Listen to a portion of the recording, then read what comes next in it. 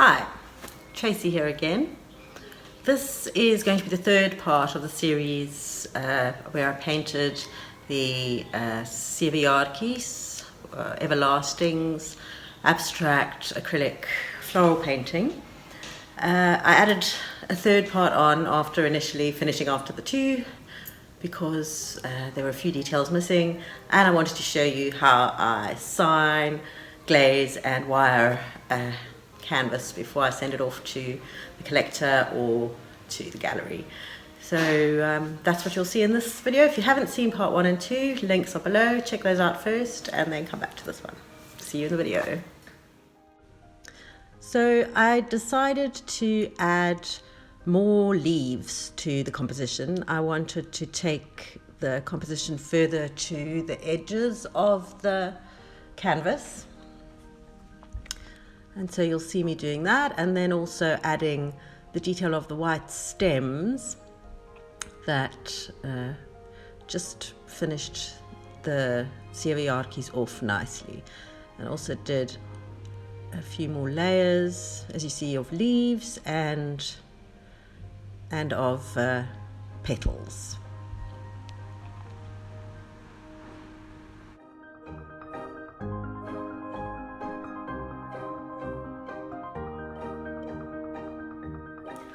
So now that this painting is finished, my next step is to sign it, paint the sides. You can see they're not painted yet. And then varnish it or glaze it. I'm going to be using acrylic gloss glaze. And then wiring it to hang. So this piece is going to be collected this weekend, so time to get it ready. So to sign it, I'm using a POSCA acrylic paint pen. I hope you can see it. It's a white, bullet shaped, the thinner one. So I'm just going to use it to sign my name.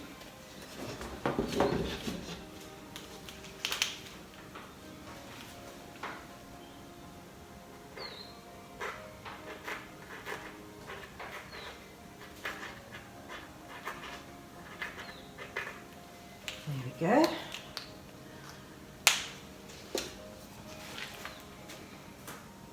I quite like signing my work in white.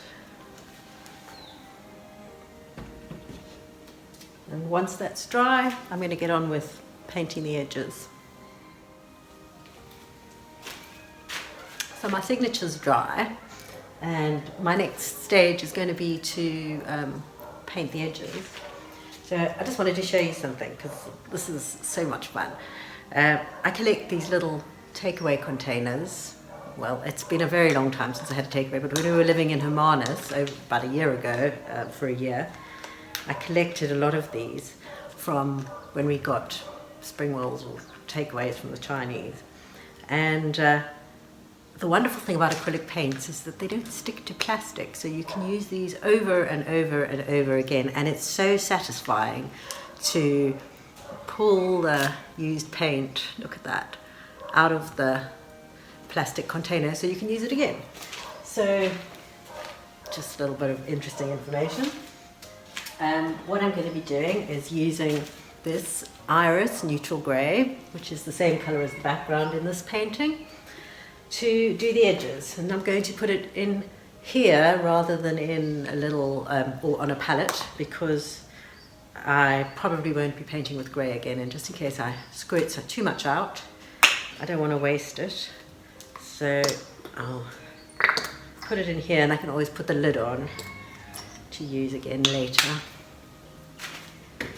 So to do the edges, I'm going to use a flat brush. This is a hog hair brush, and just get a little bit of water on it. This is a quite heavy body paint, and get on with painting the edges of this. So I just want to make sure you can see.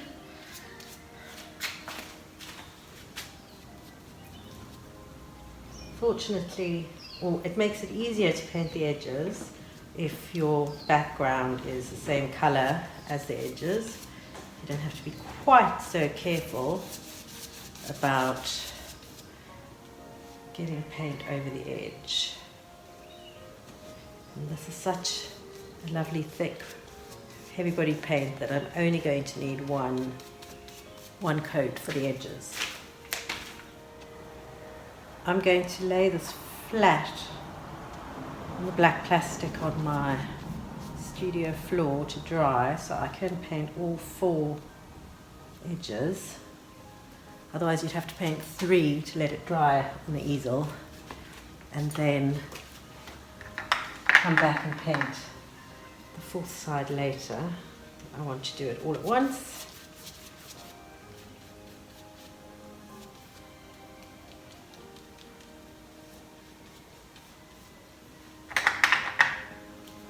So there's a few places here where the painting not in grey is coming up to the edge, so I'm going to be extra careful not to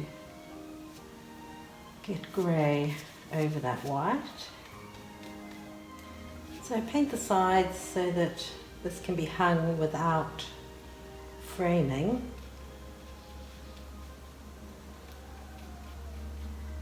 Occasionally you'll lose a hair from your brush. It's great to pick that out and go over it before it dries. You don't really want hairs left in your paintings. And you can really see here how acrylic paint looks lighter when it's dry.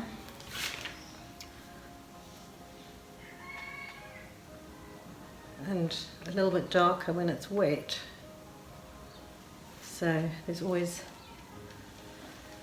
a slight change in colour when a piece dries. And that's that. So, as you can see, I've got all the sides painted. And I'm going to pop this on the floor to dry. Good morning. It's the next day. I've left this to dry for longer because it was still a little sticky on the sides. But I'm ready to put the glaze on it now. Morning cup of coffee. And I'm going to get on with it.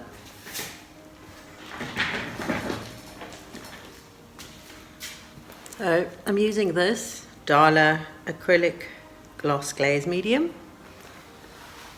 and this varnish brush to get it on. I need a little dish to put it in. Give it a good shake.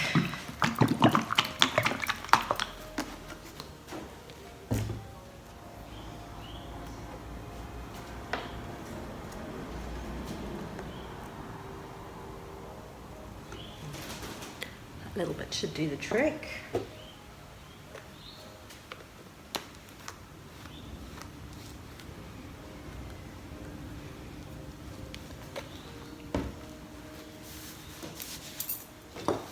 It's a bit cooler today, which is nice.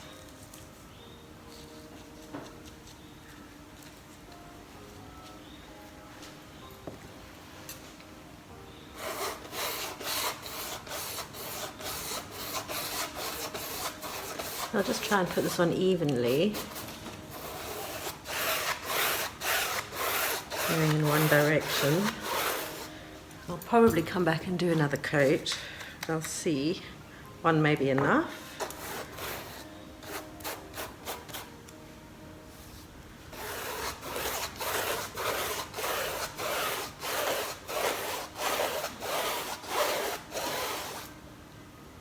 One of my hairs.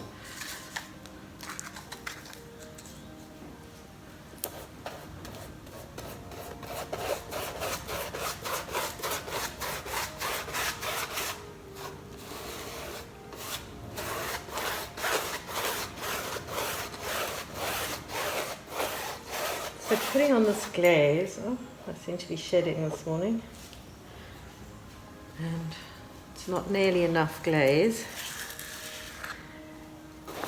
I seem to be shedding, what was I going to say? Oh, the benefit of putting this onto your paintings is, I'm actually going to put a little bit just straight onto the piece.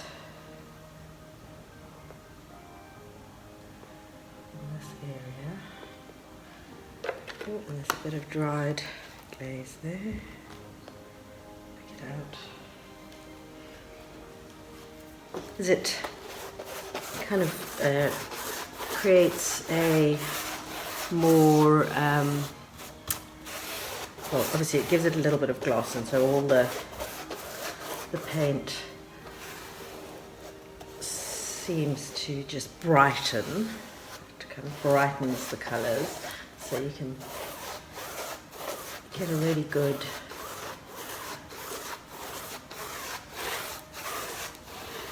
finish.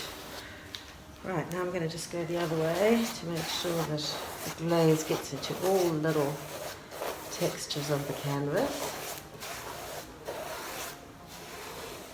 So basically the glaze changes the way that the light hits the canvas and gives you a brighter, more even surface, and it also protects from UV, and it kind of just gets it looking great. So I just want to check all the edges. See, just down here. I think as I've put a nice thick layer on, it won't need another layer. I'm just checking the edges. I like to do this flat so that it doesn't run.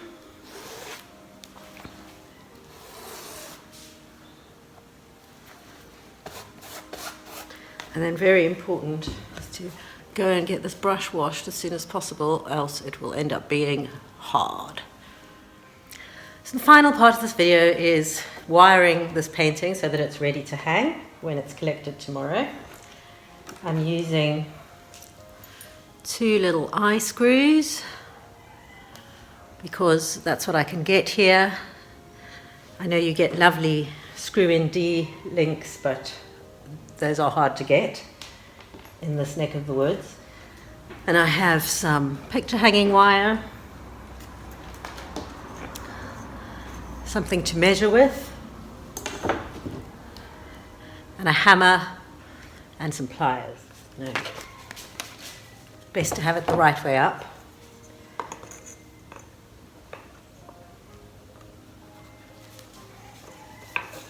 Just so that they're even on both sides. Yeah, I'm going to make it 14. That seems a little bit far down. So more or less a third of the way down. Then this can be a little tricky when you've only got 2 hands. At this point, I had to call in the cavalry with an awl to help me get my screws in, as this stretcher frame was a lot harder than I thought.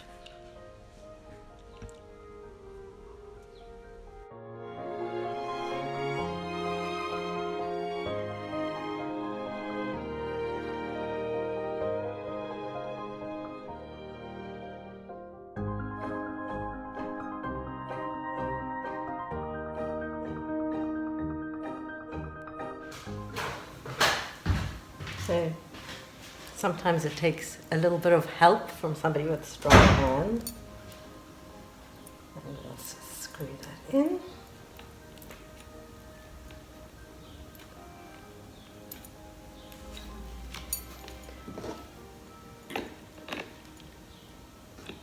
Right. There we go. All nicely screwed in.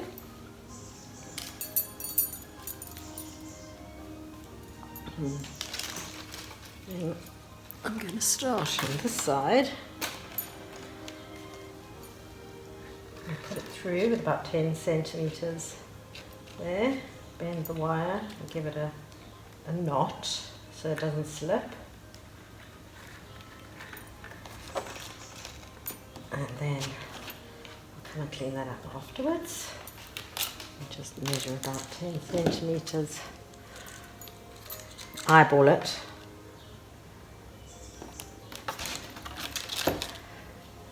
we go. And put it through this one. Just give it a little bit of leeway so that it can easily be hung on a nail.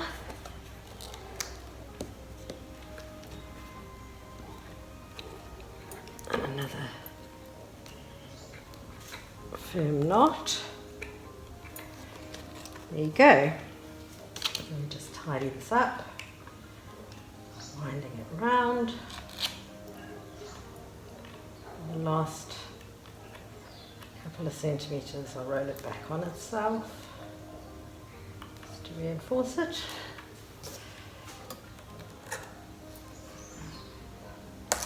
And then same on this side.